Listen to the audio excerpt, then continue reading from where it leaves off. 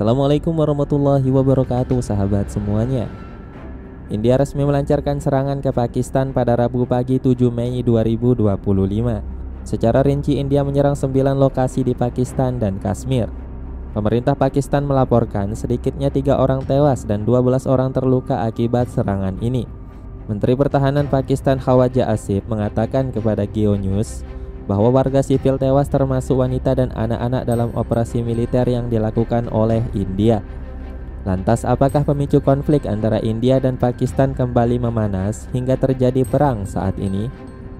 Pada tanggal 22 April, sebuah kelompok bersenjata menembaki wisatawan di destinasi wisata populer di daerah pegunungan Pahalgam di Kashmir yang dikelola oleh India.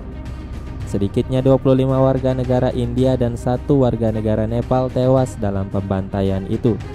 India sendiri kemudian menuding kelompok bersenjata tersebut dibackingi oleh Pakistan sebagai rangkaian dari niatan Pakistan untuk mengklaim wilayah Kashmir sebagai bagian dari kedaulatan mereka. Namun di sisi lain, Pakistan menolak tudingan ini dan meminta investigasi yang netral atas serangan tersebut.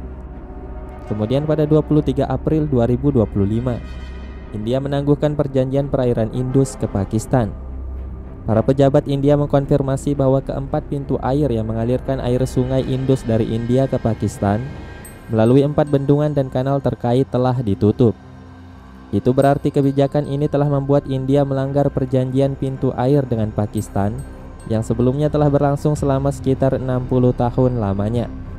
Sementara itu, setiap penghentian aliran air sungai dari India akan berdampak signifikan terhadap pertanian di Pakistan, khususnya di Punjab dan Sindh, yang mana kita ketahui pertanian Pakistan sendiri telah menyumbang 21% PDB Pakistan dan mempekerjakan 45% tenaga kerja di Pakistan.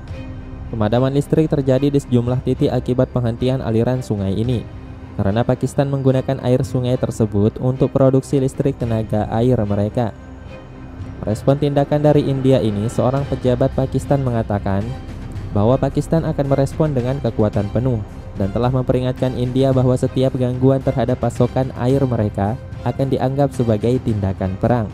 India on 23rd of April announced certain measures in the backdrop of Pahalgam incident, which included the reduction of the size of the mission, closure of borders, and quite surprisingly, this time around, they put the Indus Water Treaty in abeyance. Now, this calls for serious response from Pakistan, because as you know, Indus Water Treaty was signed in 1960 between the two neighbors. It is an agreement on water arrangement, and under the treaty, all the western rivers water would flow to Pakistan from north to south. And you know that 240 million people of Pakistan are mostly involved in agriculture, and this is the lifeline of Pakistan.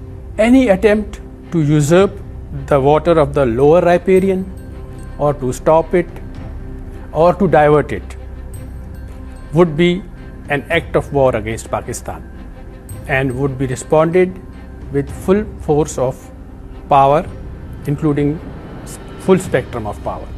India yang tak puas dengan itu kemudian membuat kebijakan menutup perbatasan darat dengan Pakistan dan melarang pesawat-pesawat dari Pakistan melintasi langit-langit India. India juga memberikan tenggat waktu kepada warga negara Pakistan yang saat ini berada di India untuk meninggalkan negara tersebut.